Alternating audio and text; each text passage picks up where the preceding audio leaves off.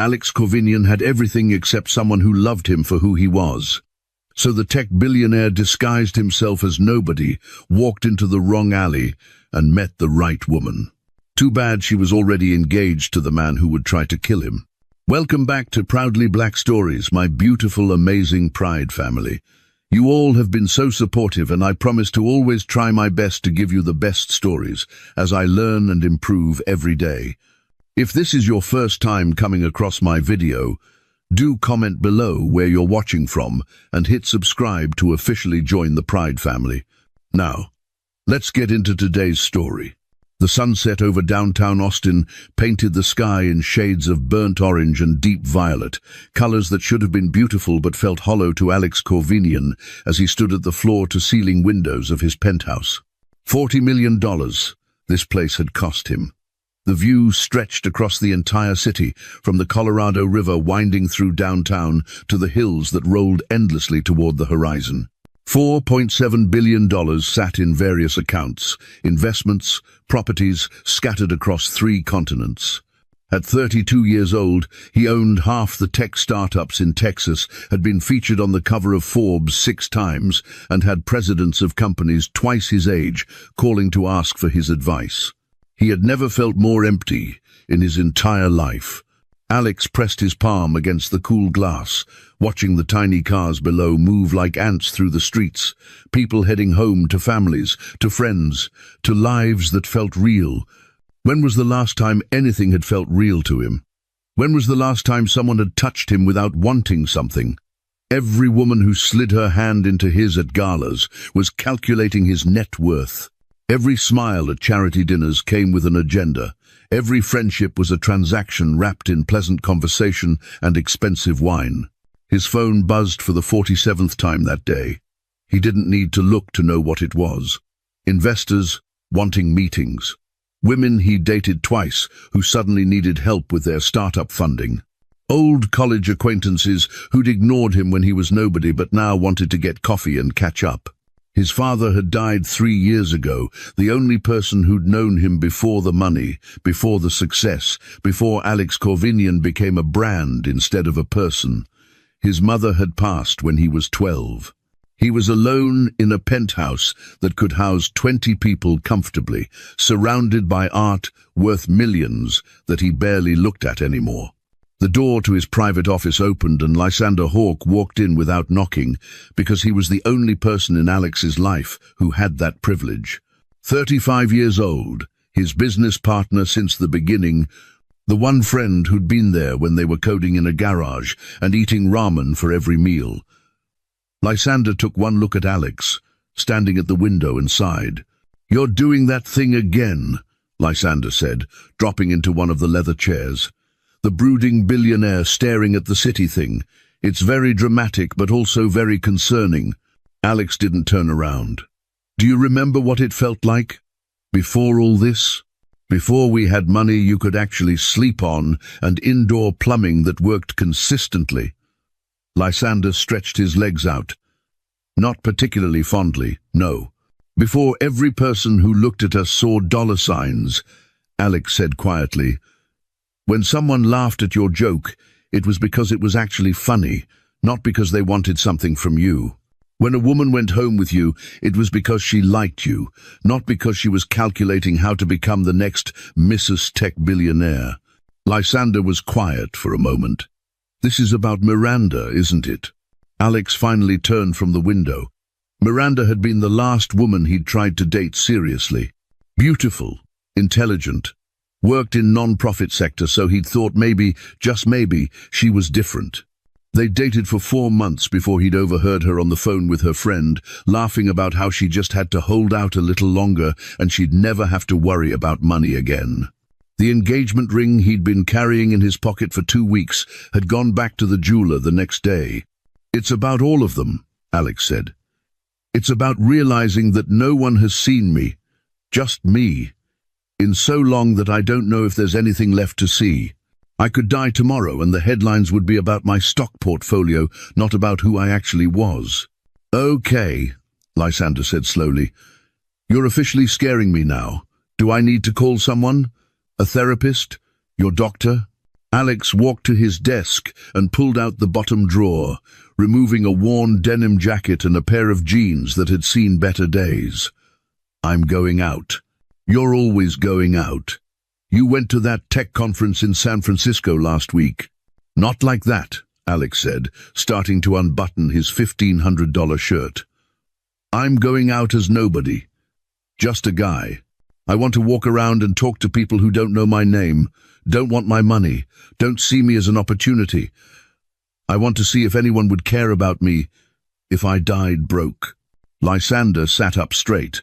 "You're going to get yourself killed playing dress-up in the real world. This isn't a movie where the billionaire goes undercover and finds true love at a coffee shop. This is Austin. And there are parts of this city where a guy wandering around alone at night is going to end up in an alley with a knife in his ribs." Alex pulled on the borrowed clothes, items he'd gotten from Miguel, the groundskeeper for his estate. "Maybe that's the point. To see if I can feel something again. Fear, adrenaline, anything besides this," he gestured at the penthouse, "this beautiful, expensive emptiness." Lysander stood and grabbed Alex's shoulder. "I'm serious. If you're having some kind of breakdown, we can get help. Real help. Not whatever this is." "I'm not breaking down," Alex said, and he meant it. For the first time in months, he felt something like clarity. "I'm waking up. I've been sleepwalking through a life that looks perfect from the outside, but feels like nothing from the inside. One night? Lysander. Just give me one night to be nobody and see what it feels like." His best friend stared at him for a long moment, then sighed and released his shoulder. "Take your phone. Keep it on. If you're not back by sunrise, or I don't hear from you every 2 hours, I'm sending security to find you." "Deal," Alex said. He left his Rolex on the desk, then paused and put it back on. It had been his father's, the only thing he had left that mattered. Some things you didn't leave behind, even when you were trying to disappear. He drove Miguel's beat-up truck, a 2008 Ford that rattled when it went over 40 miles per hour, through downtown and toward East Austin. The neighborhoods changed as he drove, from sleek high-rises and trendy restaurants to areas where the buildings showed their age and the streetlights had gaps of darkness between them. He parked near East 6th Street and started walking. Just a guy in worn jeans and a denim jacket, hands in his pockets, no destination in mind. The city felt different from ground level, the smell of food trucks mixed with exhaust and the sweet scent of mountain laurel. Music spilled from open doors of bars where people laughed and argued and lived their lives. A group of college students stumbled past, debating whether to hit another bar or call it a night. An older man sat on a bench feeding pigeons, talking to them like old friends. A couple kissed against a graffitied wall, completely lost in each other. Alex watched them and felt his chest tighten. When was the last time he'd kissed someone and forgotten where he was? When was the last time anything had mattered more than the next meeting, the next deal, the next acquisition? He walked for an hour, just observing, and found himself outside a rundown convenience store with flickering fluorescent lights and bars on the windows. He went inside because he was thirsty, and because it was the kind of place he never went anymore. The clerk barely glanced at him. The aisles were narrow and the floor was cracked linoleum, but it was real in a way his world hadn't been for years. At the counter, a young woman counted quarters with shaking hands, while a little girl, maybe 5 years old, held her mother's leg and watched with huge dark eyes.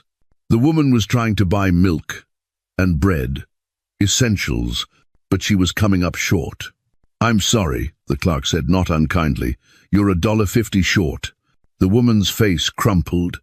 She started to put the milk back, but the little girl made a soft sound of distress. "Mama, you said we could have cereal tomorrow." "I know, baby," the woman whispered, and Alex could hear tears in her voice. "We'll figure something out." The little girl looked around as if searching for a solution, and her eyes landed on Alex. She smiled at him. Just a pure, innocent smile that expected nothing and wanted nothing, except maybe a smile back. When was the last time someone had smiled at him like that? Not the calculated smiles at business dinners or the flirtatious smiles from women at charity galas, but just a simple human smile that said, "I see you, and that's enough." Alex's eyes burned. He stepped forward and put a $20 bill on the counter before the clerk could return the items. "This should cover it," he said quietly, "and the rest is for whatever else she needs." The woman turned to him with shock on her face. "Sir, I can't. You don't have to do that."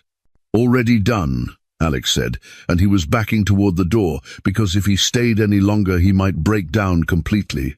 The little girl waved at him and he waved back. Then he was outside in the cooling night air, gulping in breaths and feeling something crack open in his chest. That was real. That moment of simple human kindness, with no cameras, no press releases, no tax write-offs. Just one person helping another because it was the right thing to do. He walked away from the convenience store feeling lighter and heavier at the same time, and he didn't notice the three men who'd been standing outside watching him. Didn't notice them pointing at his wrist where his father's watch caught the streetlight. Didn't notice them following him as he turned down a side street, looking for where he'd parked the truck. The night air smelled like rain coming, and Alex tilted his head back to look at the stars. You couldn't see them from his penthouse. Not really. Too much light pollution. But here, in the darker parts of the city, a few brave stars pushed through. His phone buzzed, Lysander's 2-hour check-in, and Alex pulled it out to text back that he was fine, better than fine actually, when a voice behind him made him freeze. "Nice watch." Alex turned slowly. 3 men stood blocking the sidewalk behind him. The one who'd spoken had a neck tattoo that crawled up to his jaw, some kind of snake or dragon. The other 2 spread out slightly, boxing him in. What would you do if you were Alex in this moment? Run and risk looking like prey, fight and risk serious injury, or try to talk your way out and hope they're just testing you? "It was my father's," Alex said evenly, not moving toward them or away. "Not for sale." "Wasn't asking to buy it," neck tattoo said, and the other 2 laughed. "Looking more like we'll just take it. Save us all some trouble and hand it over. Wallet too." Alex's heart was pounding, but underneath the fear was something else, something sharp and clear. This was real. This was the most real thing he'd felt in years. No boardroom politics, no polite negotiations, just a clear and present danger that made every nerve in his body come alive. "No," Alex said simply. Neck tattoo's eyebrows went up. "You're either brave or stupid, man. 3 of us, 1 of you. Math doesn't work in your favor." "Maybe not," Alex said, and he could feel adrenaline singing through his veins. "But the watch stays with me. You want to fight? Let's fight. But I'm not giving you the one thing I have left of my father." There was a moment where it could have gone either way. Then Neck Tattoo smiled, and it wasn't a nice smile. "Your funeral." They came at him fast. Alex got in one good punch, felt his knuckles connect with someone's jaw before pain exploded across his back. Something hard, a pipe maybe, slammed into his spine, and he went down on one knee. A fist caught him in the mouth and he tasted blood. He swung blindly, caught someone in the ribs, heard a grunt of pain. But 3 on 1, that math really didn't work in his favor. Boots slammed into his side, hands grabbed his wrist, trying to rip the watch off. Alex fought like a wild thing, protecting that one precious item even as his vision started to blur. Another hit to his head, and the world tilted. He was on the ground now, curled around his wrist, blood pouring from his mouth. "This is it," some distant part of his brain thought. "This is how I die. Not in a boardroom or a hospital bed, but in an alley in East Austin over my father's watch."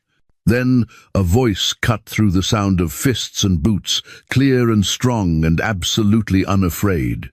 "That's enough. Step back. Now." The beating stopped. Alex blinked through blood and saw a figure backlit by the streetlight at the alley entrance. A woman in scrubs, like she'd just come from a hospital shift. She was holding up her phone, the camera clearly recording, and in her other hand was what looked like pepper spray.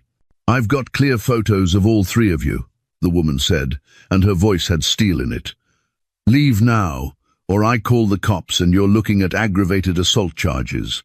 With my testimony as a medical professional about his injuries, you're going away for years. Your choice. Make it fast. Neck Tattoo stood up, breathing hard. This isn't your business. I'm making it my business, she said, and Alex could see her finger hovering over her phone. 911 is one button away. And I've already uploaded these photos to the cloud, so breaking my phone won't help you. 5 seconds. 5, 4, 3. They ran. All three of them, disappearing into the darkness like the cowards they were. The woman waited until their footsteps faded completely. Then she moved quickly to Alex's side, kneeling in the gravel and broken glass like she didn't care about her scrubs getting dirty. "Can you hear me?" she asked, and her hands were already moving over him with professional efficiency, checking his head, his ribs, his limbs. Her touch was gentle despite the urgency. "Can you tell me your name?" "Alex," he managed, and more blood spilled from his split lip. Thank you. I'm okay." "You're not okay. You're bleeding from at least 3 places I can see," she said, but there was something almost warm under the brisk professional tone. "Can you stand? I need to get you under a streetlight to see how bad this is." She helped him to his feet, and the world spun, but her hands were steady on his arm, his waist, supporting more of his weight than someone her size should have been able to handle. Under the streetlight, Alex got his first clear look at her. Beautiful didn't cover it. She was stunning in a way that had nothing to do with makeup or expensive clothes. Natural hair pulled back in a ponytail, skin like warm earth, eyes that assessed him with intelligence and concern in equal measure. High cheekbones, full lips pressed together in concentration as she tilted his head to examine the cut above his eyebrow. She was maybe 28 or 29, and even exhausted from what had clearly been a long shift, she moved with purpose and grace. "This needs stitches," she said, pulling a tissue from her purse and dabbing at his bleeding lip with surprising tenderness. "The one above your eye definitely does. Can you see clearly? Any double vision?" "No," Alex said, staring at her. "Single vision. Very clear. You saved my life." "I stopped a mugging," she corrected, but a tiny smile flickered at the corner of her mouth. "Let me see your ribs." She pressed gently along his side, and Alex hissed in pain. "Possibly cracked," she said. "You need x-rays. There's an ER 5 blocks from here. I can drive you, or we can call an ambulance." "No," Alex said quickly. "No hospitals. I'll be fine." She sat back on her heels and gave him a look that clearly said she dealt with stubborn patients regularly. "You possibly have cracked ribs, you definitely need stitches in 2 places, and you might have a concussion. You need a hospital." "I'll go tomorrow," Alex lied. I need to go home." She studied him for a long moment, and Alex felt like she was seeing past his words to the truth underneath. "Fine," she said finally. "But if you start vomiting, having vision problems, or lose consciousness, you get yourself to an ER immediately. Head injuries are nothing to mess around with." "I will," Alex promised. He fumbled in his pocket for his wallet. "Please, let me give you something. A reward for helping me." Her expression went from concern to cool in an instant. "I don't want your money. I did this because it's the right thing to do, not because I expect payment." Something in Alex's chest expanded and contracted at the same time. When was the last time someone had refused his money? When was the last time someone had done something kind and expected nothing in return? "At least let me know your name," he said. "Please. So I can thank you properly." "That's not important," she said, standing and offering him a hand up. "You should get home. Be more careful next time. This neighborhood isn't safe after dark." She started to walk away, and panic flared in Alex's chest. He couldn't let her disappear. Not this woman who'd walked into danger to save a stranger, who'd refused his money, who'd touched him with gentle hands and seen him as just a person who needed help. "Do you know who I am?" he called after her. She turned back, studying his face in the streetlight with those intelligent eyes. really looking at him, like she was trying to place him. Then she shook her head slowly. "No," she said simply, "and I don't need to. Take care of yourself." She walked away into the night, and Alex stood alone in the alley, blood on his shirt and dripping from his lip, his ribs screaming and his head pounding. He should feel terrible. He should be calling Lysander and his security team, and probably the police. Instead, he felt more alive than he had in a decade. No one had ever looked at him like that, like he was just a man. Not a bank account, not a connection, not an opportunity. Just a man who'd needed help and received it freely. His heart was racing in a way that had nothing to do with the adrenaline from the fight and everything to do with the woman who just disappeared around the corner. He pulled out his phone and texted Lysander, "I'm okay. Heading back soon. And I think I just met the most remarkable woman in the world." Lysander's response came immediately. "You're definitely concussed. Get to a hospital." But Alex was already walking toward where he'd parked the truck, his mind full of dark eyes and gentle hands, and a voice that had said, "That's enough," with the kind of authority that made grown men run. He didn't know her name. Didn't know anything about her, except that she was a medical professional based on the scrubs, and that she'd saved him without wanting anything in return. It was enough. It had to be enough. For now. In her car 6 blocks away, Amelia Gardner sat gripping the steering wheel and trying to stop her hands from shaking.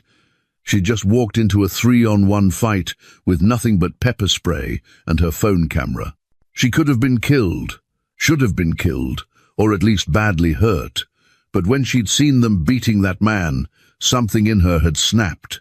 She'd lost her brother Caleb because no one had helped when he needed it. She'd become a nurse, specifically so she could be the person who helped. And she wasn't about to walk past someone being beaten to death in an alley just because it was dangerous. But God. Her hands were shaking, now that it was over. Her phone buzzed and she looked down at a text from Thaddeus, her fiancé. "Where are you? You were supposed to be home an hour ago. We need to discuss the wedding budget again." Amelia closed her eyes and felt exhaustion wash over her. Thaddeus, the wedding, the endless discussions about budgets and guest lists, and his opinions on everything from her dress to her hair, to how many shifts she should work at the hospital because a wife needed to be available for her husband. She texted back, "Just finished shift.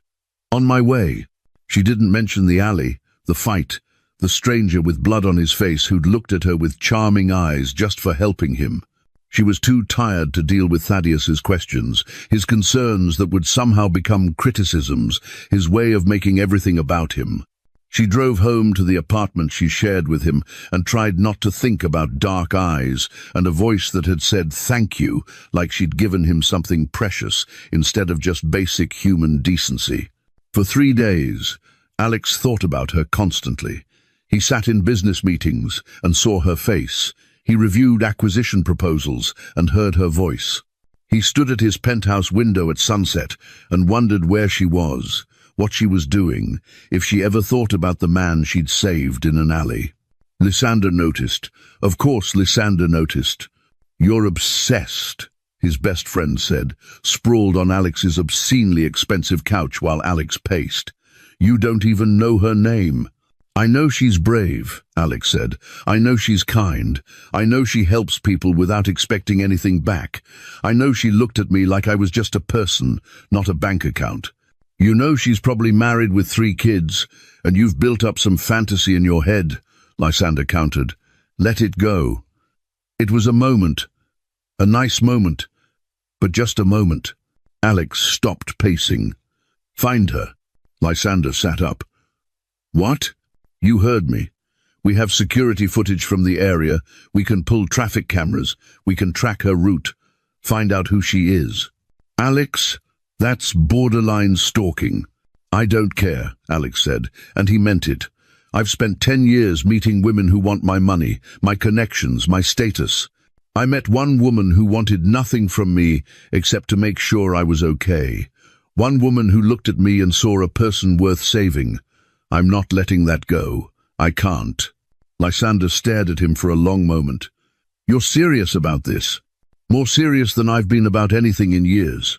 It took his security team exactly 36 hours to find her. They pulled traffic camera footage, ran facial recognition, tracked her car to a hospital parking lot. When they brought Alex the file, his hands trembled as he opened it. Amelia Gardner, 28 years old, ER nurse at Del Seaton Medical Center, lived in a modest apartment in Pflugerville. And there, in black and white in the report, the detail that made his stomach drop. Engaged to Thaddeus Reinhardt, wedding planned for 3 months from now. Alex stared at the engagement photo included in the social media report. Amelia smiled in the picture, but it didn't reach her eyes the way her smile had flickered in the alley when she'd said, "I stopped a mugging." The man beside her was handsome in a calculated way, expensive suit, arm around her shoulders possessively. He should walk away. She was engaged, spoken for, building a life with someone else. The right thing, the decent thing, would be to let her go and remember her as a beautiful moment of human kindness. Alex closed the file and looked at Lysander. "Where does she get coffee before her shifts?" "For the love of," Lysander started, then stopped when he saw Alex's face. "You're really going to do this?" "I have to at least try," Alex said quietly. "I have to know if what I felt in that alley was real or just adrenaline and desperation. And if she's happy, truly happy with this Thaddeus person, then I'll walk away, but I need to know." So he started appearing in her world, carefully, casually, just a guy who happened to be in the same places. Bennu Coffee on East 6th Street, where she stopped before early shifts, always ordering a large coffee with too much cream and not enough sugar. The Paperboy food truck park, where she ate lunch on her breaks, usually the Korean barbecue truck. The community health fair at the park, where she volunteered on her days off, checking blood pressures and handing out health information with infinite patience. Each time, he was just Alex, worn jeans, normal shirts, nothing flashy. He tried to strike up conversations. She was polite, but distant, clearly not recognizing him from the dark alley. Her focus was always elsewhere, on her phone or her food or the people she was helping. Until one morning at Bennu Coffee, 1 week after the alley, when she was waiting for her order and Alex was pretending to read a newspaper at a nearby table, she glanced over at him and did a double take. He saw the moment recognition flickered across her face. She walked over to his table, head tilted slightly. "Wait," she said. "You're the guy from the alley. Your lip, it's still healing." Alex looked up and his heart kicked into overdrive. She remembered him. "You remember me?" "Yes," Amelia said, and her expression had softened slightly from the professional distance she usually maintained. "How are you feeling? Any complications from those ribs?" "Better," Alex said, standing up because his mother had raised him right. "Thanks to you. Can I buy you coffee? As a thank you? And I won't take no for an answer." She checked her watch, clearly calculating. "I have 20 minutes before my shift." "Deal," Alex said, trying not to smile too wide. They sat at a corner table, and for the first time since the alley, they actually talked. Alex asked questions, genuine ones, because he wanted to know everything about her. Why she became a nurse, why she volunteered at health fairs, what she loved about Austin. "My younger brother, Caleb," Amelia said, and her voice went soft and sad. "He died when I was 17. Asthma attack. We couldn't afford his medication that month." She stopped, swallowed hard, and Alex reached across the table instinctively to touch her hand. She didn't pull away. "He died on our living room floor while we waited for an ambulance that came too late," she continued, and her voice cracked. "I became a nurse, so no one else's brother dies while people count pennies. I save people because I couldn't save Caleb." "You're the most remarkable person I've ever met," Alex said quietly, intensely, leaning forward so she could see the truth in his eyes. Amelia looked surprised, vulnerable, like no one had ever said anything like that to her before. "You don't even know me, but I know enough to know that you're a good woman with the kindest of hearts." The air between them crackled with something electric. Amelia's breath caught and her lips parted slightly. For a moment, one perfect moment, she looked like she wanted to kiss him. Her eyes were on his mouth, then back to his eyes, and Alex felt like if he leaned forward just 6 inches he could kiss her, and she might maybe kiss him back. Then a voice shattered the moment like a hammer through glass. "Amelia? Who's your friend?" They both turned. A man stood beside their table, tall and handsome, in an expensive charcoal suit that Alex recognized as bespoke tailoring. This had to be Thaddeus Reinhardt. He slid an arm around Amelia's shoulders possessively before she could stand, and extended his other hand to Alex with a smile that didn't reach his calculating eyes. "I'm Thaddeus," he said smoothly, "Amelia's fiancé." Alex stood and shook his hand, matching his grip strength for strength. "Alex, nice to meet you." Amelia looked flustered, guilty even though she'd done nothing wrong. "Thaddeus, this is the man I told you about. From the alley? The one who got mugged?" But Alex had never told her about the mugging, only that she'd helped him. She must have pieced it together. Thaddeus's smile widened, but his eyes went cold. "Ah, yes, the Good Samaritan story. My Amelia, always helping strays. I hope you thanked her properly." "I tried," Alex said evenly. "She wouldn't accept anything." "That's my girl," Thaddeus said, squeezing Amelia's shoulder just a bit too tight. "Impossibly noble. Darling, we should go. You'll be late for your shift." "I have 15 minutes, Amelia said, but she was already standing, already pulling away from the table. "It was nice seeing you again, Alex. Take care of yourself." "You too," Alex said, holding her gaze for one more second. When Amelia excused herself to the restroom, Thaddeus leaned across the table, his pleasant expression dropping like a mask. His voice went low and hard. "I don't know what you're playing at, but Amelia is taken. Move along." "Does she know you're this controlling?" Alex asked quietly, meeting his eyes. "Does she know you've been following her for days?" Thaddeus countered. "Yes, I noticed. The coffee shop, the food trucks, the health fair. I notice everything when it comes to what's mine. Stay away from her." He straightened as Amelia returned, the pleasant mask sliding back into place seamlessly. "Ready, darling?" They left together, Thaddeus's hand on her lower back, guiding her out. But Amelia looked back once, caught Alex's eyes, and there was something in her expression. Sadness, longing, maybe even a silent apology. It told Alex everything he needed to know. She wasn't happy.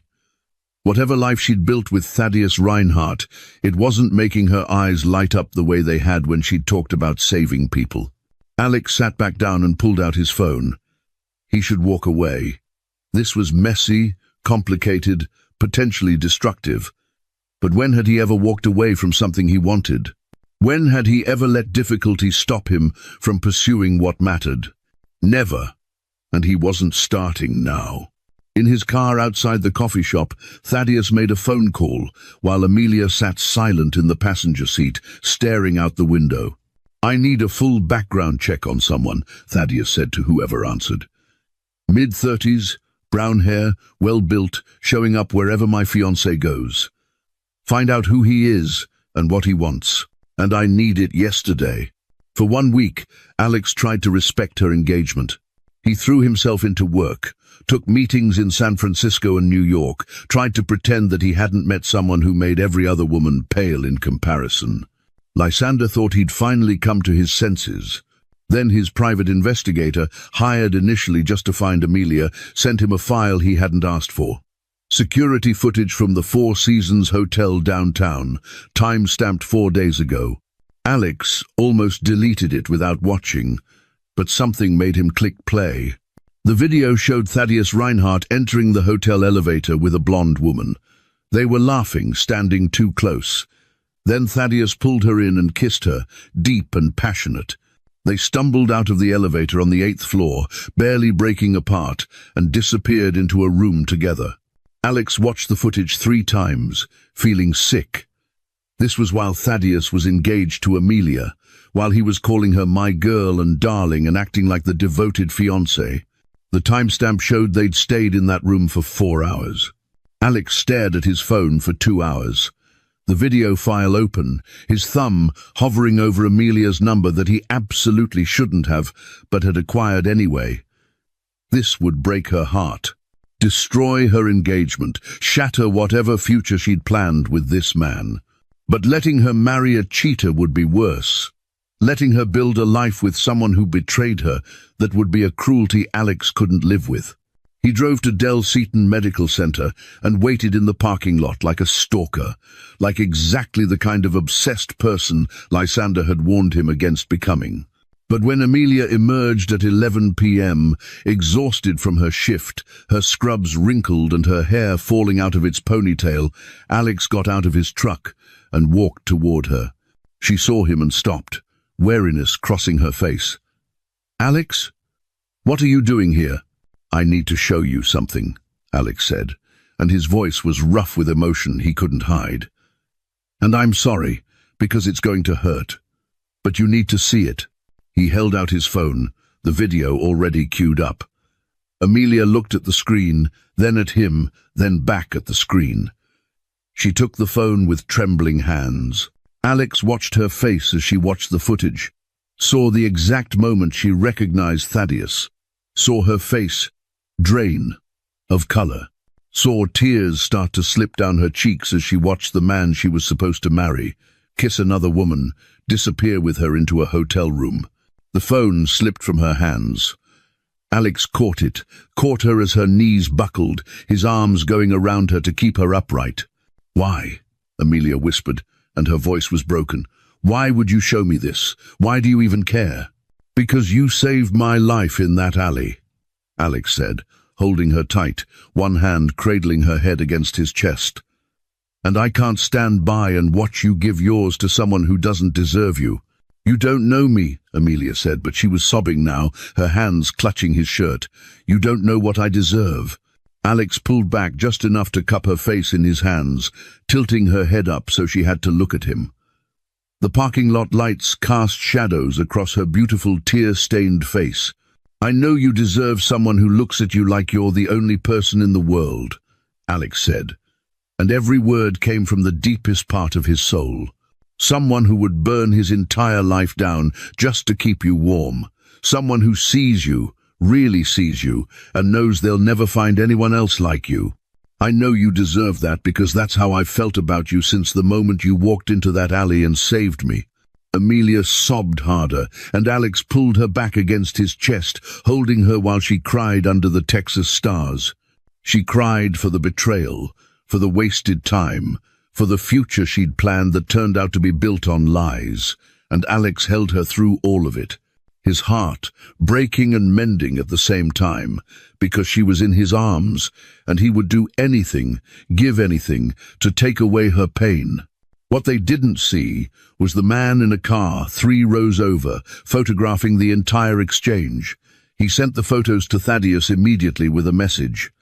"Found him. Alex Corvinian. Tech billionaire worth $4.7 billion, and he's very close to your girl." Thaddeus stared at the photo of Alex holding Amelia, his expression turning dark and dangerous. "So that's his game," he muttered.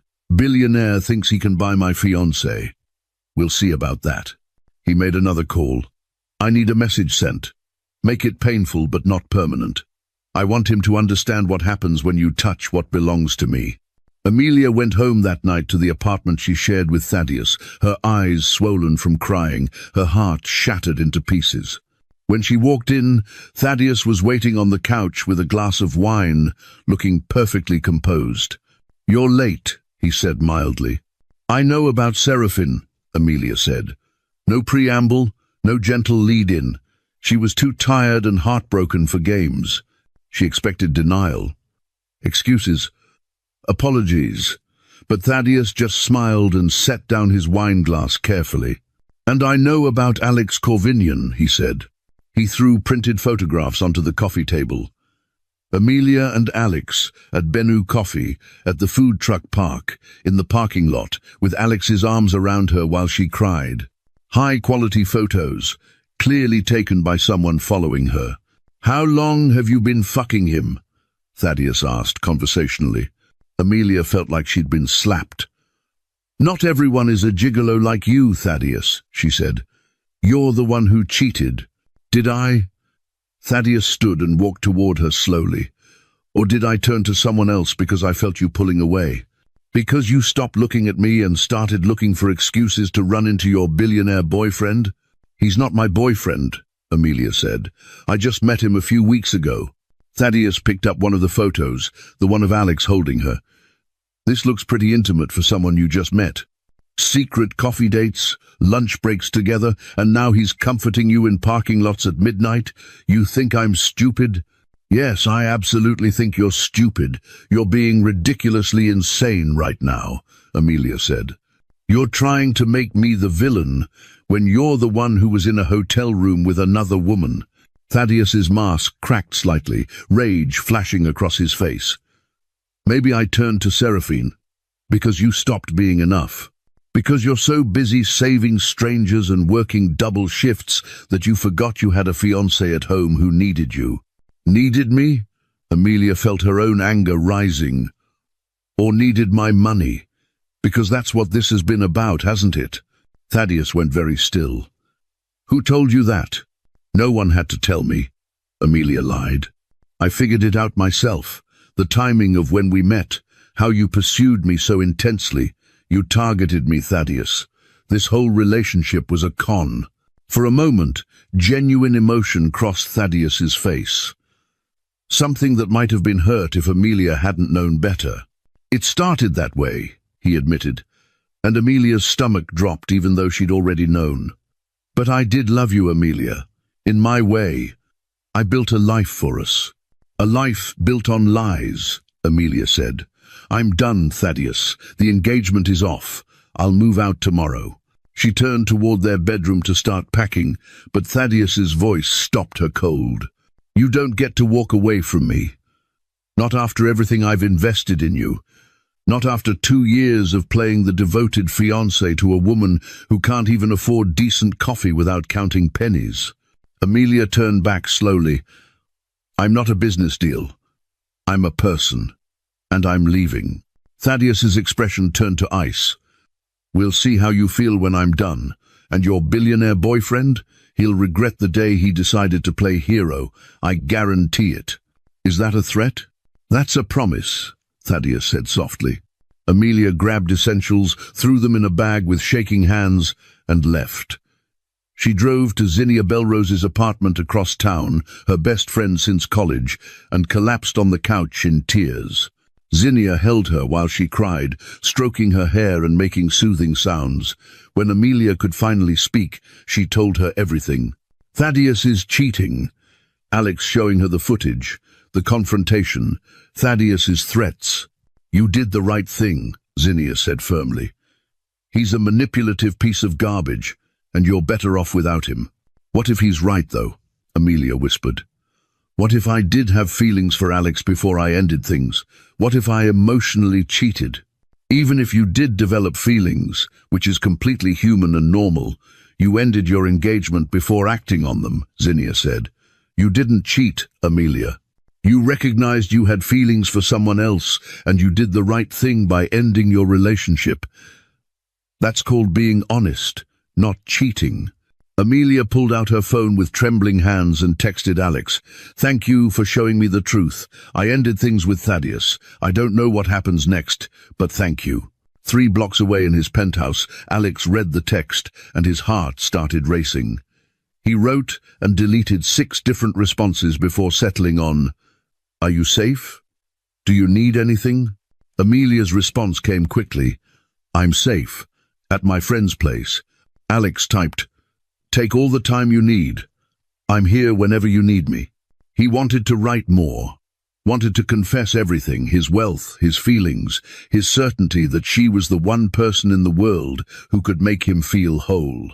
But she needed space, and he would give her that, even if it killed him. 3 nights later, Alex was leaving a late meeting at his downtown office building. The parking garage was nearly empty, just the echo of his footsteps and the hum of fluorescent lights. He'd been working late every night, throwing himself into acquisition deals and merger negotiations to avoid thinking about Amelia constantly.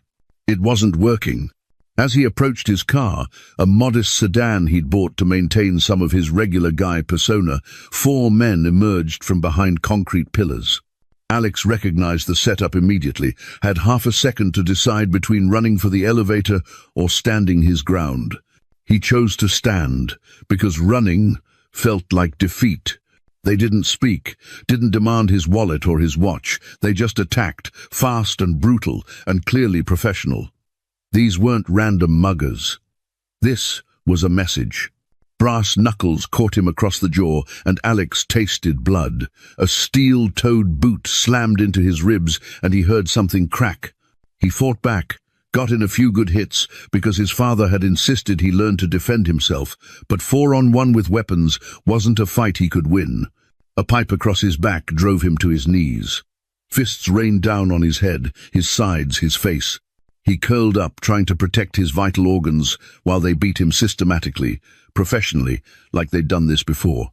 The leader, a massive guy with hands like hammers, crouched beside Alex's bloodied face and grabbed his hair, forcing his head up. "Message from Thaddeus," the man said calmly. "Stay away from what's his, or next time we kill you." He let Alex's head drop, and they left, their footsteps echoing away into the concrete silence. Alex lay there, bleeding on the oil-stained garage floor, every breath sending fire through his broken ribs. His phone was in his pocket. One call and his security team would be here in minutes. One call, and he could have these men tracked, identified, arrested. One call, and he could unleash the full power of his wealth and connections to destroy Thaddeus Reinhardt completely. But he didn't call, because some stubborn, possibly stupid part of him wanted to prove he was more than his money. Wanted to show Amelia, and maybe himself, that he could be brave without billions of dollars to back him up, that he could take this punishment and still stand on his own 2 feet.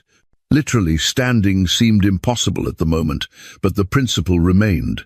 20 minutes passed before a parking attendant found him. The older man took one look at Alex's battered face and immediately called 911. Alex tried to wave him off, tried to say he was fine, but blood bubbled from his lips and the words wouldn't come. As paramedics loaded him onto a gurney, one of them asked, "Which hospital?" "Del Seaton." Alex whispered through split lips, "Take me to Del Seaton Medical Center." The paramedic looked confused. There were closer hospitals, but Alex repeated it with what little strength he had left. "Del Seaton. Please." Because if he was going to lie in a hospital bed, broken and bleeding, he wanted even the smallest chance that she might be the one to find him. The ambulance arrived at Del Seaton Medical Center at 11:43 p.m., sirens wailing through the emergency bay entrance. Amelia was halfway through her shift, exhausted but focused, when the overhead announcement crackled to life.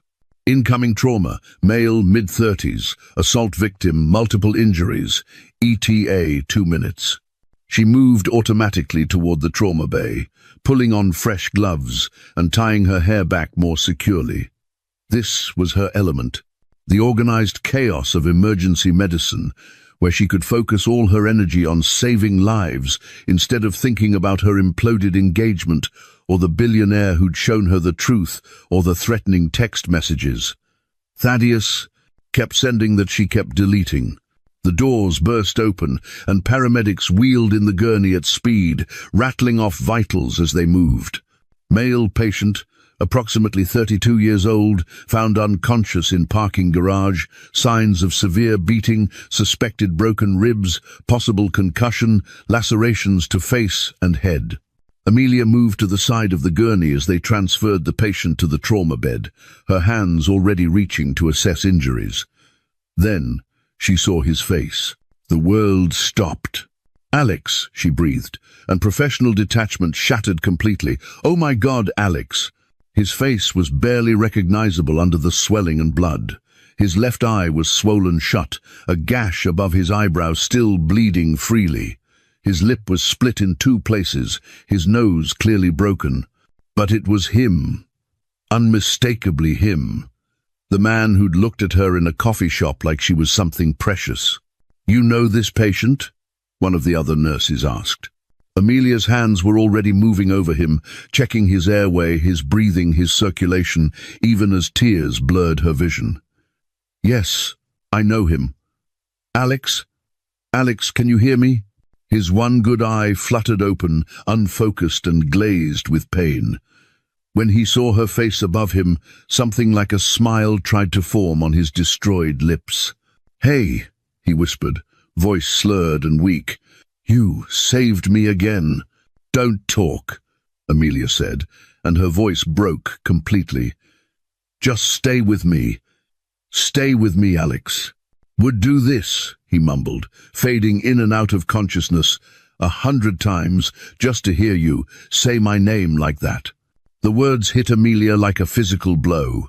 He'd been beaten within an inch of his life, and he was trying to flirt with her, trying to make her smile, even though every word clearly caused him agony.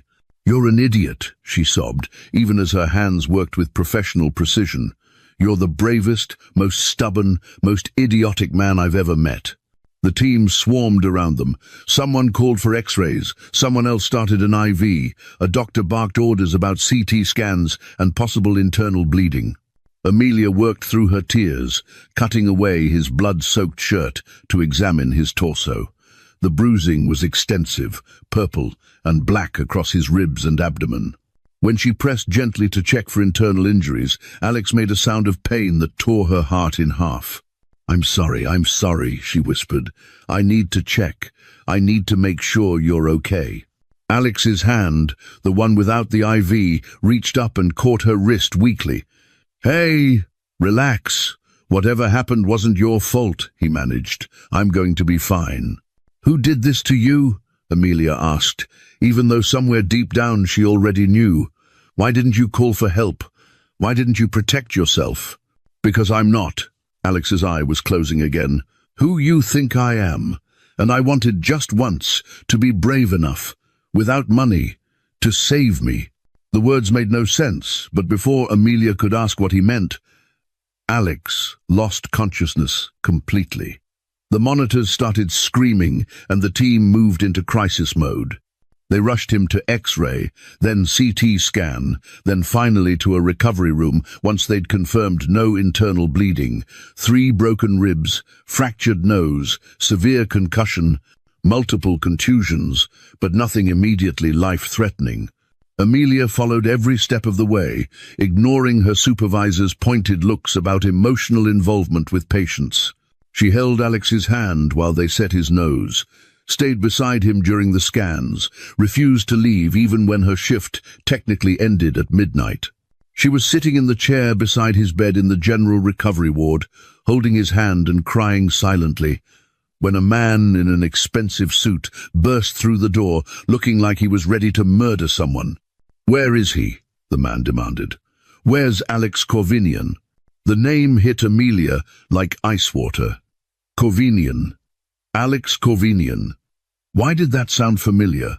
The man, tall and distinguished-looking despite his obvious fury, spotted Alex in the bed, and his expression crumbled. "Jesus Christ, Alex! What the hell did you do?" He moved to the other side of the bed, taking in the extent of Alex's injuries with growing horror. When he looked up at the charge nurse who'd followed him in, his voice was steel. "Move him to the VIP wing. Private room, best doctors, cost is irrelevant." "Sir," the nurse said carefully, "he doesn't have VIP insurance listed in our system." "He's Alex Corvinian," the man said, biting off each word. "He owns the company that donated the entire west wing of this hospital. He's worth $4.7 billion. Move him to VIP immediately, or I'll have your jobs and this entire hospital's board replaced by morning." The nurse went pale and scurried away. Amelia sat frozen in her chair, still holding Alex's hand. $4.7 billion. Alex Corvinian, the tech mogul. The man finally seemed to notice her. "Who are you?" "Amelia," she said numbly. "I'm a nurse here. I've been treating him." The man's expression softened slightly. "Lysander Hawke. I'm Alex's business partner and best friend. Thank you for taking care of him. Why didn't he call for help? Amelia asked. The paramedic said he was conscious when they found him. He could have called security, called you, but he didn't. Why? Lysander looked at Alex's battered face with something like exasperated affection. Because he's noble and stubborn, and occasionally incredibly stupid. Plus, I think he likes you. He doesn't even know me, Amelia whispered. He knows enough, Lysander said. And trust me, I've known Alex for 15 years. I've never seen him like this about anyone. Hospital administration arrived then, falling over themselves to apologize and arrange the transfer to the VIP wing. Amelia watched in a daze as they moved Alex to a private suite that looked more like a luxury hotel room than a hospital. Soft lighting, comfortable furniture, floor-to-ceiling windows with views of the city. She should leave. Her shift was over. Alex was in good hands. But when she tried to make herself stand up and walk away, her body refused to cooperate. You should stay, Lysander said quietly from the doorway. When he wakes up, you're who he'll want to see. I don't understand any of this, Amelia said. He's a billionaire. What was he doing in that alley the night I found him? What was he doing at coffee shops and food trucks? Why did he pretend to be someone he's not? If you discovered someone you were falling for had been hiding the fact that they're a billionaire, would you feel betrayed by the deception? I think you should ask him that when he wakes up, Lysander said. But for what it's worth, everything he felt for you was real. The money just complicated things. Lysander left, promising to return in the morning. Amelia sat in the quiet luxury of the VIP suite, holding Alex's hand, and pulled out her phone with trembling fingers. She typed Alex Kovenian into the search bar. The results were overwhelming. Forbes articles about his net worth, profiles in business magazines, photos of him at charity galas in tuxedos that cost more than her monthly rent. Alex Kovenian, tech genius who'd built an empire before he was 30. Alex Kovenian, one of Austin's most eligible bachelors. Alex Kovenian, billionaire philanthropist. She looked from the photos on her phone to the man in the hospital bed, his face so swollen and damaged she could barely see the handsome features from the magazine covers. This was the same person who'd stood in a coffee shop and asked to buy her a cup of coffee as a thank you. The same person who'd shown her footage of Thaddeus cheating because he couldn't stand to watch her marry someone who didn't deserve her. The same person who'd apparently been beaten nearly to death and refused to use his wealth and power to protect himself because he wanted to prove something. Amelia didn't know whether to be furious or heartbroken or impossibly, dangerously touched. She fell asleep in the chair beside his bed, her head resting on the mattress near his hand, too exhausted to process anymore. When Alex woke up, the first thing he registered was pain. Every inch of his body screamed in protest as consciousness returned. The second thing he registered was soft hair under his fingers, silky and natural, and the gentle sound of breathing that wasn't his own. He opened his one good eye, the other still too swollen, and saw Amelia asleep beside his bed. She'd pulled the chair close and fallen asleep with her head on his mattress, one hand still loosely holding his. Even in sleep she looked exhausted, dark circles under her eyes, her scrubs rumpled from a long shift. She was the most beautiful thing he'd ever seen. Alex tried to speak, but his throat was dry as sand. He managed a soft sound, and Amelia jolted awake immediately, nurse instincts kicking in. Her eyes met his and flooded with tears. "You're awake," she said, and her voice was thick with emotion. "How do you feel? Rate your pain 1 to 10. 11, Alex croaked. "Maybe 12. "That's not how the scale works," Amelia said. But she was already reaching for the call button to get his pain medication adjusted. A nurse appeared within seconds, clearly assigned specifically to this VIP room, and administered medication through his IV. The pain began to recede to manageable levels within minutes. Alex watched Amelia the entire time, drinking in the sight of her, the reality that she was here, that she'd stayed. "You stayed," he said when his voice started working better. Amelia's expression shifted from concerned to something harder. "You're a billionaire." "Yeah," Alex said. "You pretended to be a regular guy. The truck, the clothes, the whole let me buy you coffee thing, it was all pretending." "Not pretending," Alex said, trying to push himself up and immediately regretting it as his ribs screamed. "The opposite of pretending. That was the most real I've been in 10 years. Amelia moved to adjust his pillows, helping him sit up despite her obvious anger, because she was a nurse and couldn't help taking care of people even when they'd lied to her. "Don't move like that. You have 3 broken ribs." "I know," Alex said. "I can feel every one of them." She stepped back once he was settled, crossing her arms over her chest. "Why didn't you tell me who you were?" "Because of exactly this," Alex said, gesturing between them. "Because the second people know I'm Alex Corvinian, tech billionaire, they stop seeing me and start seeing my bank account. You looked at me in that alley like I was just a man who needed help. Do you know how rare that is? Do you know what it's like to never know if someone likes you or your net worth?" "So you lied," Amelia said. "I omitted," Alex countered. "And yes, that was wrong. I should have told you sooner. I was going to tell you 12 times. But every time I opened my mouth, I remembered the way you refused my money that first night. The way you insisted on buying your own coffee. The way you looked at me like I was worth saving just because I was a person, not because of what I could give you." Amelia's arms uncrossed slightly. Her expression was still guarded, but something was softening. "You took a beating because of me. Thaddeus did this." It wasn't a question. Alex nodded carefully, mindful of his pounding head. "He had you beaten nearly to death, and you didn't call for help, didn't use your money or your power or your security team," Amelia said. "Why?" "Because I wanted to prove I'm more than my wealth," Alex said quietly. "I wanted to be brave for you, the way you were brave for me in that alley. I wanted to earn you, Amelia. Not buy you, not impress you with what I have, but earn you with who I am." Tears slipped down Amelia's cheeks. "You stubborn, stupid, beautiful man." "Is that a yes?" Alex asked, and despite the pain, he smiled with his ruined lips. "A yes to what?" "To letting me take you to dinner when I can walk again," Alex said. "To letting me prove that every word I've said to you was true. To letting me fall in love with you the right way." Amelia wiped at her tears. "You're already in love with me, aren't you?" "Hopelessly," Alex admitted. "Since the alley. Maybe before.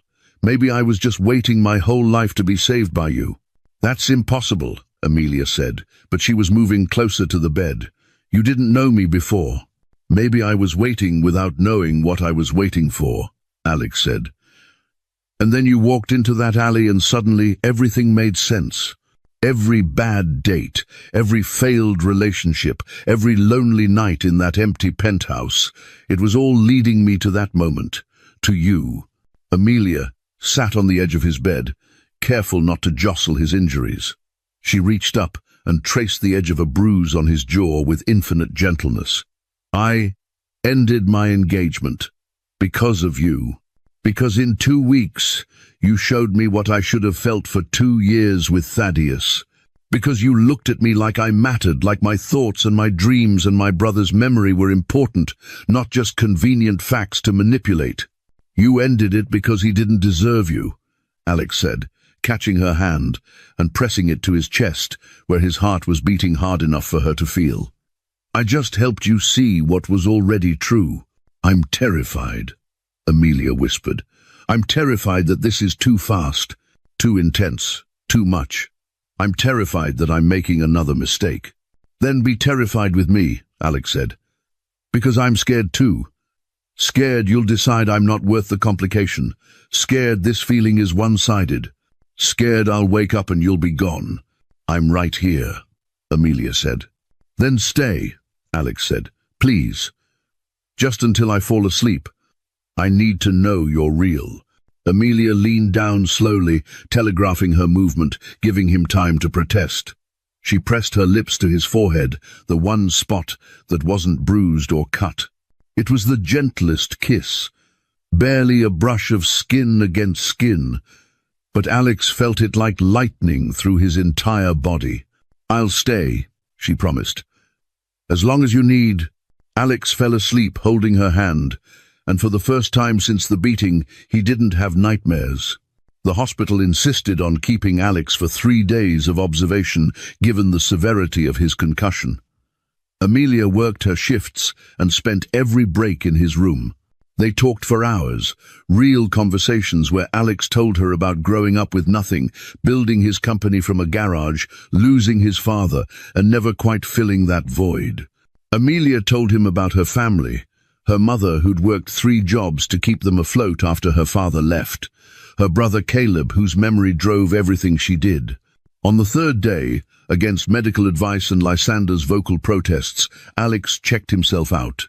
He could barely walk without wincing, but staying in that hospital bed felt like wasting time he could spend with Amelia. "I can't go back to my old apartment," Amelia said as they stood in the hospital lobby. "Thaddeus's name is on the lease, and I don't feel safe there." "Zinnia's couch is too small for you to recover properly," Lysander interjected. He'd been hovering like an overprotective mother hen since Alex had announced his intention to leave. "I have a solution," Alex said carefully. "I have a guest house on my estate. 2 bedrooms, fully furnished, private. You could stay there while you look for a permanent place. And," he added before she could protest, "I need help recovering. Doctor's orders say I shouldn't be alone with these injuries." "That's manipulation," Amelia said, but she was smiling slightly. "That's practical problem solving," Alex countered. "You need a place to stay. I need medical supervision. We solve both problems." "And what do I pay in rent?" Amelia asked, one eyebrow raised. "Name your price," Alex said. $1 a month." Alex started to laugh, then stopped because his ribs protested violently. "You drive a hard bargain. Deal." So Amelia moved into the guest house, a modest 2-bedroom cottage by Alex's standards, but nicer than anywhere she'd ever lived. She worked her nursing shifts, came home to check on Alex, and slowly, carefully, they built something real. On the first night, Amelia changed Alex's bandages while he sat shirtless on the couch. Her fingers were professional, efficient, but when she traced the edge of a bruise, Alex's breath caught in a way that had nothing to do with pain. "You have healing hands," he said quietly. "That's literally my job," Amelia replied, but her cheeks flushed. "No," Alex said, catching her wrist gently. "You have a healing soul. Every time you touch me, I feel less broken. And I'm not talking about the ribs." Amelia's hands stilled. "That's the pain medication talking. I stopped taking the pain meds yesterday," Alex said. "That's just truth." Their eyes locked and the air between them thickened. Amelia pulled away, flustered, claiming she needed to wash the gauze. But Alex saw the way her hands trembled slightly, the way her breathing had quickened. On the 3rd day, Amelia insisted on cooking Nigerian jollof rice, her grandmother's recipe. Alex, despite his injuries, insisted on helping. They worked side by side in the kitchen, and Alex couldn't remember the last time anything had felt this domestic, this right. "You're terrible at chopping onions," Amelia laughed, as Alex produced another unevenly sized piece. "I'm a billionaire who can't cook," Alex said. "Shocking, I know." Amelia bumped him with her hip playfully. "So I'm worth your terrible chopping skills?" Alex put down the knife and turned to face her fully. "You're worth everything I have, and everything I am." The laughter died in Amelia's eyes, replaced by something intense and vulnerable. "Don't say things like that." "Why not?" "Because I'm starting to believe them," Amelia whispered. "Good," Alex said, and he reached up to tuck a strand of hair behind her ear. His fingers lingered on her cheek, and Amelia's eyes fluttered closed at the touch.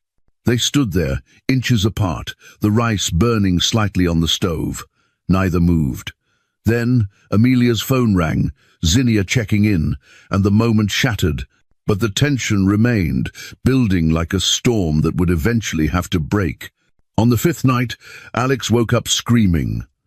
Nightmares of the beating, of fists and boots and pain, had him thrashing in the sheets. Amelia ran into his room in an oversized t-shirt and shorts, panicked.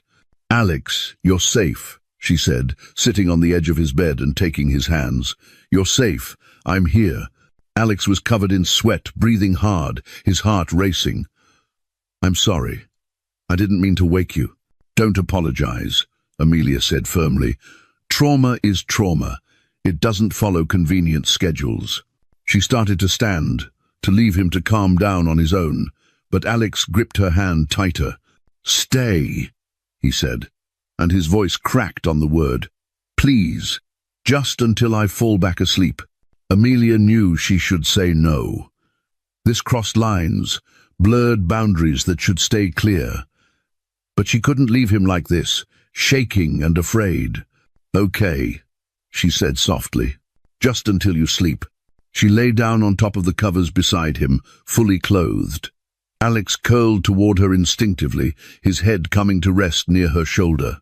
Amelia hesitated, then began running her fingers through his hair, slow and soothing.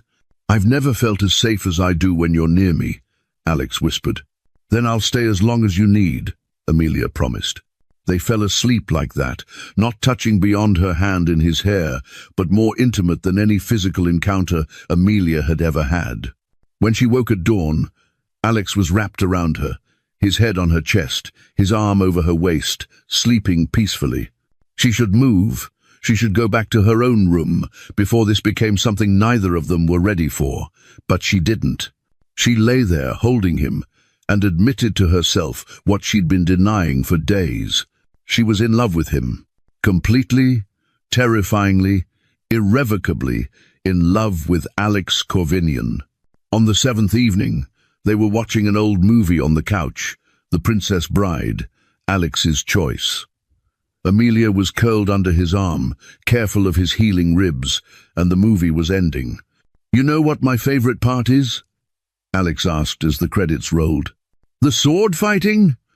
Amelia guessed, looking up at him. "As you wish," Alex said. "The way Wesley loves Buttercup so completely that her happiness is his only goal. The way he says 'as you wish' but means 'I love you' every single time. That's what real love is. Not grand gestures or expensive gifts, just seeing someone and choosing their happiness above your own." Amelia shifted to see his face better. "You're a romantic." "Only for you," Alex said, looking down at her with such naked emotion that Amelia's breath caught. They were staring at each other, the movie forgotten. Alex's hand came up to cup her cheek, his thumb stroking her skin with infinite tenderness.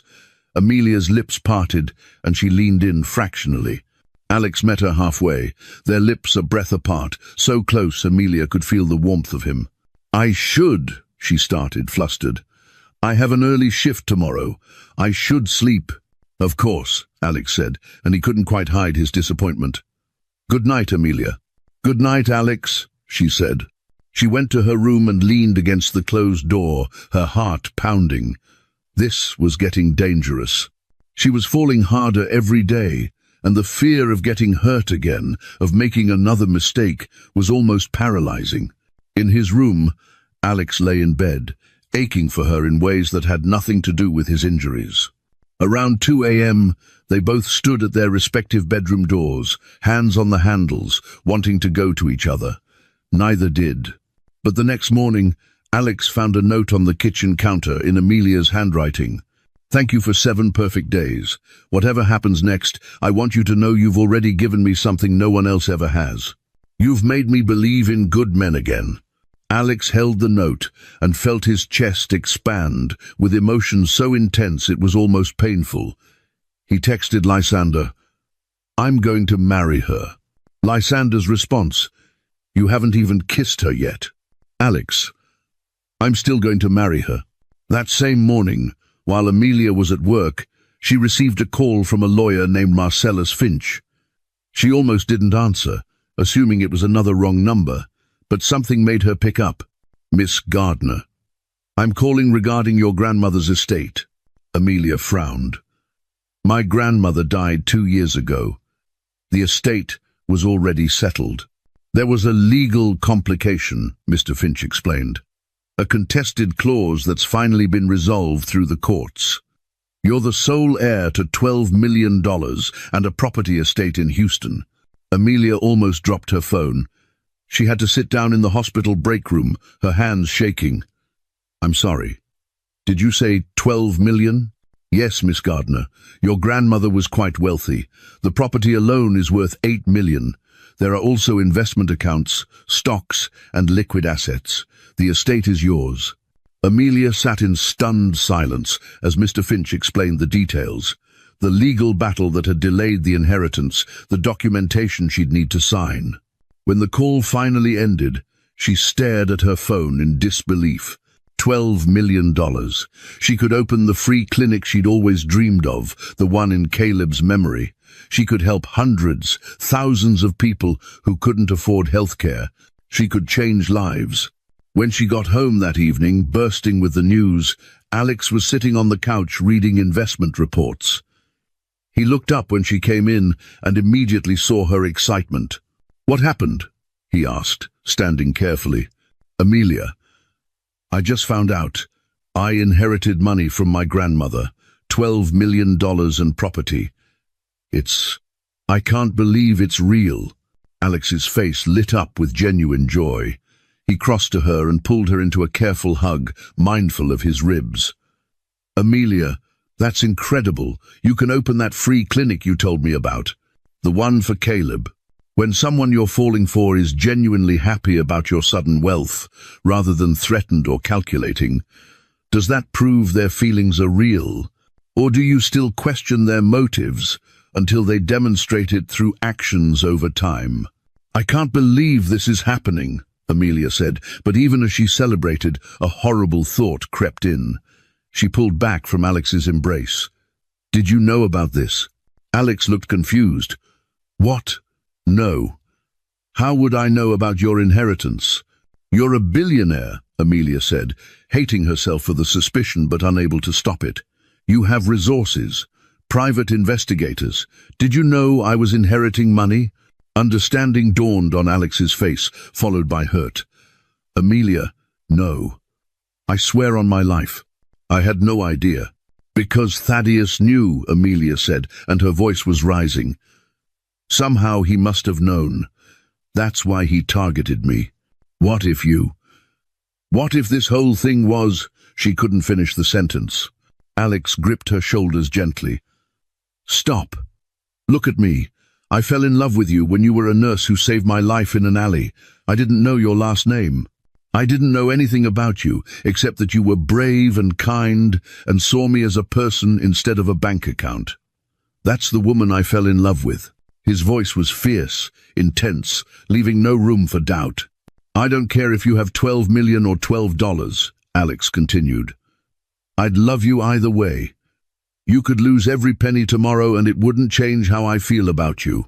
How do I know what's real anymore? Amelia asked, and tears were streaming down her face. How do I trust my own judgment? I thought Thaddeus loved me and it was all a lie. Alex did something that shocked her. He pulled out his phone and called his lawyer right there, putting it on speaker. Marcus, Alex said when the lawyer answered, I need you to draft an ironclad prenuptial agreement. If Amelia Gardner and I ever marry, I waive all rights to her assets, inheritance, and any future income.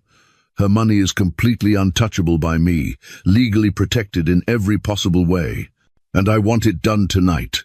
Alex, that's highly unusual, Marcus said over the speaker. I don't care, Alex said. Do it. He hung up and took Amelia's hands in his. I don't want your money. I never will. I want your heart. But only if you give it freely, without fear, without doubt. Only if you know beyond any shadow that I love you for exactly who you are. Amelia broke down completely. Alex held her while she sobbed, one hand stroking her hair, the other rubbing circles on her back. I love you, Amelia finally said against his chest. God help me, I love you so much it terrifies me. Alex pulled back just enough to tilt her face up toward his. I love you too, and I'm going to spend every day proving you can trust me. Every single day, for the rest of our lives if you'll let me." He kissed her then, finally, after weeks of almost and nearly and not quite. His lips met hers softly at first, questioning, giving her space to pull away if she wanted. But Amelia made a sound low in her throat and pressed closer, her hands coming up to frame his face. The kiss deepened, turned desperate. All the longing and fear and hope of the past weeks poured into that connection. Alex's hands slid into her hair, and Amelia's found his waist, careful of his ribs but needing to touch him, to feel the reality of him. They broke apart, breathing hard, foreheads pressed together. "Hi," Alex whispered. "Hi," Amelia whispered back, and then she was laughing and crying at the same time. Alex lifted her, wincing slightly, but not caring about his ribs, and Amelia wrapped her legs around his waist. They kissed again, deeper, hotter, stumbling toward his bedroom. "I'd trade every skyscraper for the way you breathe when I kiss your neck. You're my home, Amelia, forever." Then Amelia's phone rang, shattering the moment for the third time. "Ignore it," Alex said against her lips. "It might be the hospital," Amelia said reluctantly. She checked the screen. Unknown number again. Voicemail notification. Curious and slightly annoyed, she pulled up the voicemail and put it on speaker. Thaddeus's voice filled the room, cold and calculated. "Amelia, congratulations on your inheritance. I knew about it months ago. That's how we met, remember? I accidentally bumped into you at that coffee shop. Nothing about us was an accident. I researched you, found out about your grandmother's contested estate, and positioned myself perfectly." Amelia felt sick. Alex's hands tightened on her waist. "But here's what you don't know," Thaddeus continued. "I've been tracking you. I know you're living with Alex Corvinian. I know you've fallen for him. And I know that in 3 days there's an engagement party that was never officially cancelled, the one I planned months ago at that venue in the hill country. I've invited all your family, all your friends, your mother, everyone who matters to you. They're expecting to celebrate our love." Alex's expression turned murderous. "If you don't show up and publicly choose me, I'll make sure everyone knows exactly what kind of woman you are," Thaddeus said. "I have photos. Amelia, compromising photos that I've fabricated of you and several men, doctored but convincing enough to destroy your reputation. And Alex Corvinian, his squeaky clean billionaire image, I'll ruin that too. I'll claim he used his wealth to seduce my fiancée, that he paid you to leave me. By the time I'm done, neither of you will be able to show your faces in Austin." The voicemail continued, each word more poisonous. 3 days, Amelia, the party. Be there, say yes to me in front of everyone, and I'll disappear quietly from your life. You can have your billionaire and your inheritance. Refuse, and I'll burn both your lives to the ground. I'll be waiting." The voicemail ended. Amelia was shaking. Alex was furious, his jaw clenched so tight she could see muscles jumping. "He's bluffing," Alex said. "Let me handle this. 1 phone call, and I can have him arrested for harassment, blackmail, a dozen other charges." "No," Amelia said firmly. "If you use your wealth and power to solve this, it proves his point, that I ran to a billionaire for protection, that I'm exactly what he'll claim I am." "I don't care what he thinks," Alex said. "I care about keeping you safe. I need to face him myself," Amelia said. "I need to end this on my terms, not yours. I need to prove, to myself if no one else, that I'm not a victim anymore. Then I'm coming with you," Alex said, and his voice left no room for argument. "Alex, this could get ugly." "I don't care if it gets nuclear," Alex said. "I've let him hurt you enough. I'm not letting you walk into his trap alone. We face him together, or not at all." Amelia saw the determination in his eyes, and knew arguing was pointless. "Together," she agreed. What they didn't know was that Thaddeus had no intention of a peaceful resolution. He was already preparing for violence, already planning how to destroy them both if Amelia refused him. 3 days later, they drove to the hill country venue, a beautiful barn event space surrounded by magnolia trees and rolling hills. Amelia's mother, and extended family were already there, confused but excited because Thaddeus had told them the engagement was back on, that it was a surprise reconciliation.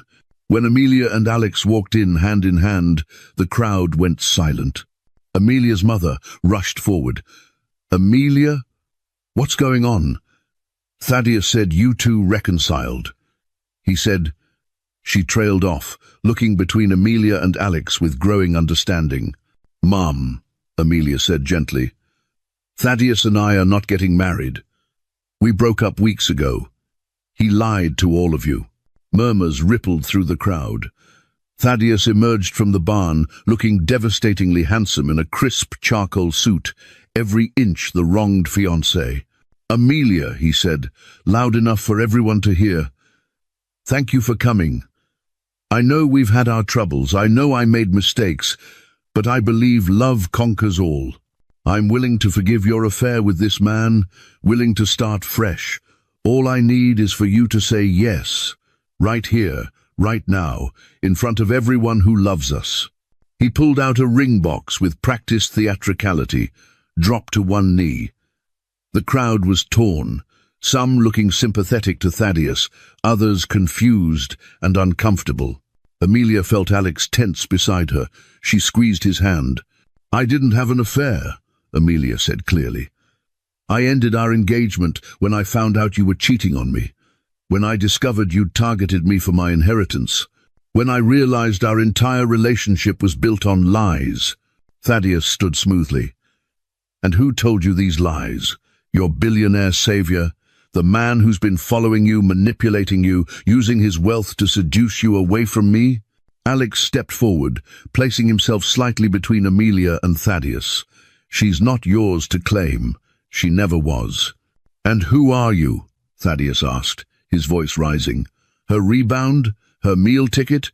You think you're better than me because you have money?" "I'm better than you because I actually love her," Alex said calmly. "Love?" Thaddeus laughed harshly. "You've known her for a month. I've been with her for 2 years. I know her. I built a life with her. I was there when she worked double shifts and came home exhausted. I was there when she cried about patients she couldn't save. Where were you?" "I've known her for a month," Alex said, and his voice carried across the silent crowd. "And in that time, I've learned more about who she really is than you cared to discover in 2 years. I know she became a nurse to honor her brother Caleb. I know she takes her coffee with too much cream and not enough sugar because it reminds her of her grandmother. I know she hums when she cooks jollof rice and that she checks on her patients even after her shift ends because she can't stop caring." He took a step forward, his intensity radiating through every word. "I know she's afraid of trusting people because everyone she's ever loved has let her down," Alex continued. "I know she smiles when she helps people, but it doesn't reach her eyes when she's truly happy. It lights up her whole face. I know that when she saved me in that alley, she didn't see a rich man or a poor man. She saw a human being who needed help. That's who she is. That's the woman I fell in love with." The crowd was silent, moved. Amelia had tears streaming down her face. "You're right about one thing," Alex said to Thaddeus. "You gave her 2 years. 2 years of manipulation, lies and control. And in 1 month, I showed her what real love looks like. Not because I'm better than you, but because I see her. I value her. I would die before I let anyone hurt her the way you have." Amelia stepped beside Alex, taking his hand. She looked at Thaddeus with clear eyes. "You asked me to choose," she said. "So I'm choosing. I choose myself. I choose my own happiness. I choose a man who looks at me like I'm precious instead of profitable. I choose Alex." She turned to the crowd, to her mother who was crying. "I'm sorry you came here expecting a celebration," Amelia said. "But the only thing I'm celebrating today is freedom. Freedom from a man who never loved me for who I am. And if anyone has a problem with my choice, you can leave now." No one moved. Her mother pushed through the crowd and pulled Amelia into a fierce hug. "I'm sorry, baby," she whispered. "I pushed you toward him because I thought he was stable. I was wrong." "It's okay, Mom," Amelia said. You didn't know. Her mom pulled back and looked at Alex, really seeing him for the first time. You protected my daughter. I always will, Alex said. If she'll let me. Her mom nodded slowly, approval in her eyes. Thaddeus's expression had gone from charming to cold to something darker. When everyone's attention was on Amelia and her mother, he reached into his jacket. Amelia saw it first, the glint of metal. "Gun!" she screamed. Everything happened at once. People scattered, screaming. Alex immediately moved to shield Amelia, pushing her behind him. Thaddeus raised the weapon, his mask completely shattered. "You took everything from me," Thaddeus snarled, aiming at Alex. "My future, my money, my woman. So I'm taking what you love most." Before he could fire, Zinnia's voice cut through the chaos. "Thaddeus, stop!" Everyone turned. Zinnia stood near the barn entrance, phone raised high, clearly recording. "I've been recording this entire conversation," Zinnia said loudly. "Your confession about the fake photos you threatened, the manipulation, the targeting Amelia for her inheritance, everything. And it's already uploaded to the cloud and sent to the police." Sirens wailed in the distance. Alex's security team, who'd been positioned discreetly around the venue, had called law enforcement the moment Thaddeus pulled the weapon. "You're done," Zinnia said. Thaddeus's hand shook. His eyes darted between Alex, Amelia, Zinnia, the crowd. His perfect plan. Unraveling. "If I can't have you," he said to Amelia, his voice breaking, "no one can." He swung the gun toward her. Alex didn't think, didn't hesitate.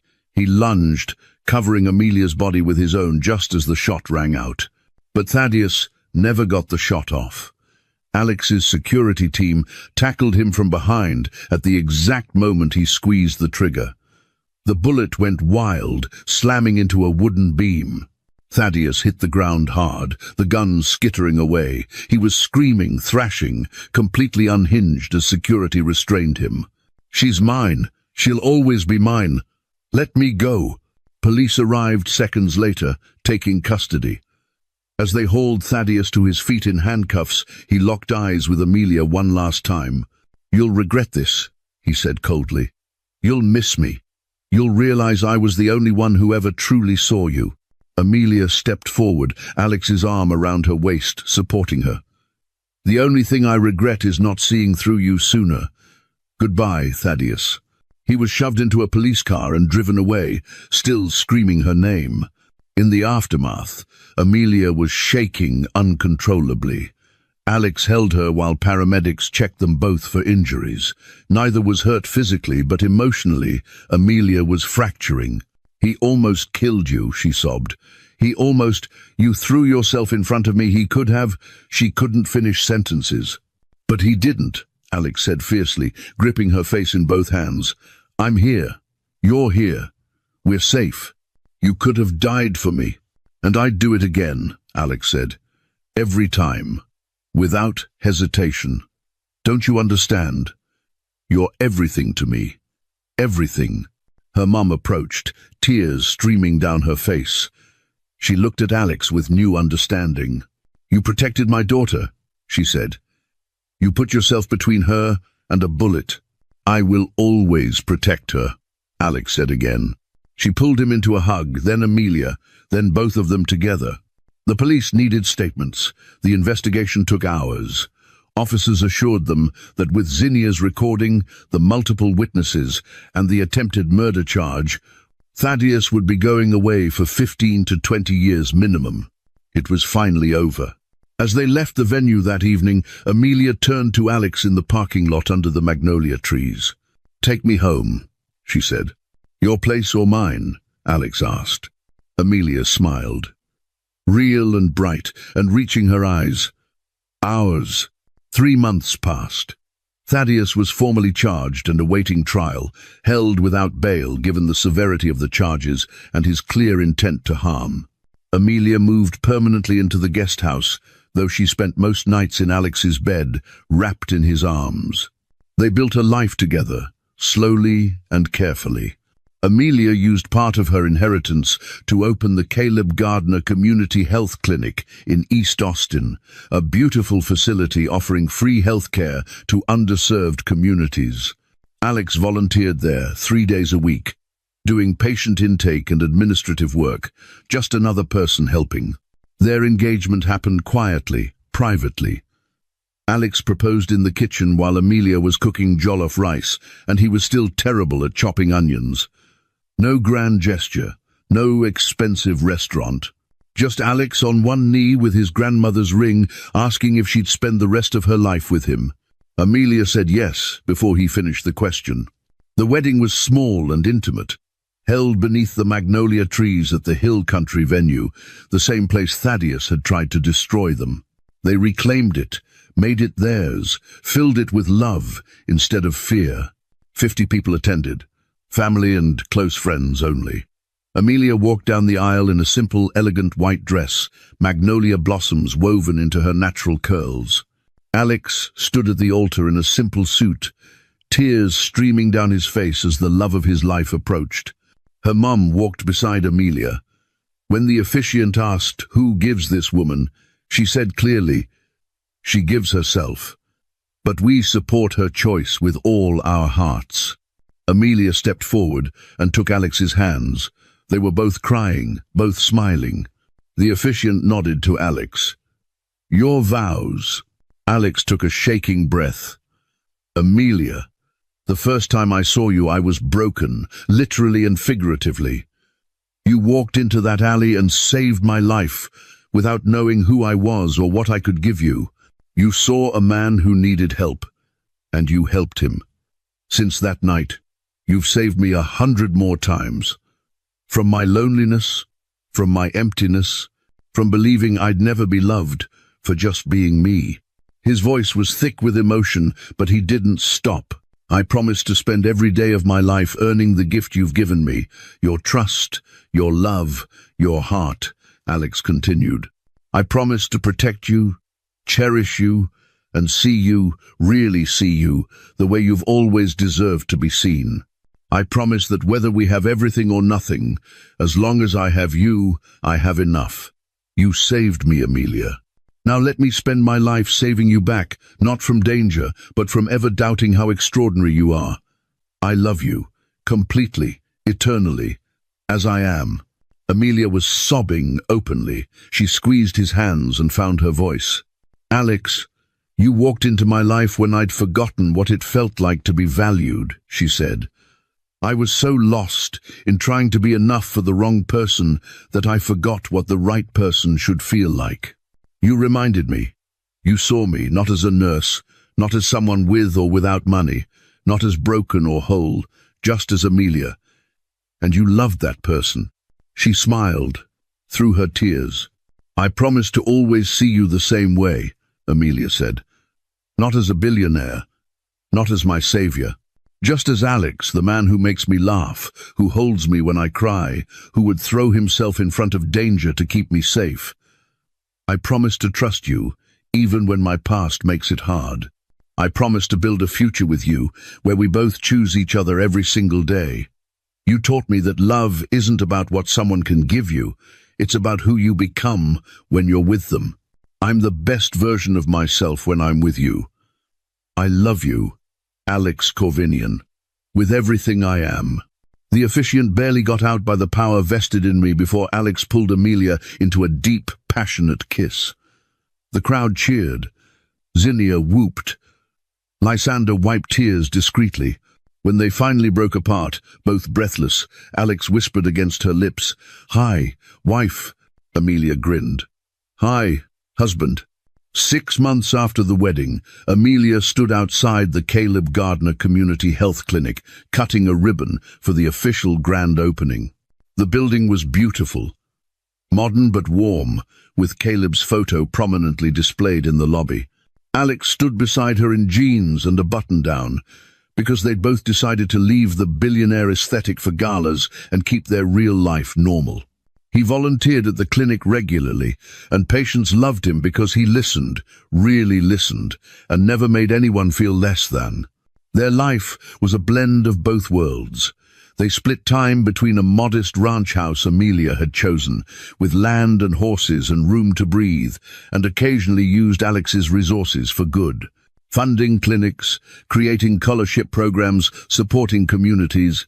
The final scene of their story happened on an ordinary evening, 6 months after the clinic opened. Amelia was in their kitchen cooking jollof rice while music played softly. Alex was attempting to help, still terrible at chopping after all this time. "You know, for a billionaire you're still a terrible cook," Amelia said, bumping him with her hip. "Good thing I married a woman who loves me despite my flaws," Alex said, wrapping his arms around her from behind. "I married you because of your flaws," Amelia said, leaning back into his chest. "They make you real." Alex turned her around gently. "Dance with me." "There's no music," Amelia protested. "There's always music when I'm with you," Alex said. They slow danced in the kitchen. No music except their heartbeats and the slight sizzle of rice on the stove. Alex's hands were gentle on her waist, Amelia's arms around his neck. They swayed together, foreheads touching, eyes closed, completely at peace. On the refrigerator, held by a magnet, was a grainy security camera image from the night Amelia had saved Alex in the alley, the moment that started everything. Beneath it, a handwritten note in Alex's writing. "The night I stopped existing and started living." And beside it, in Amelia's writing, "The night I saved a stranger and found my home."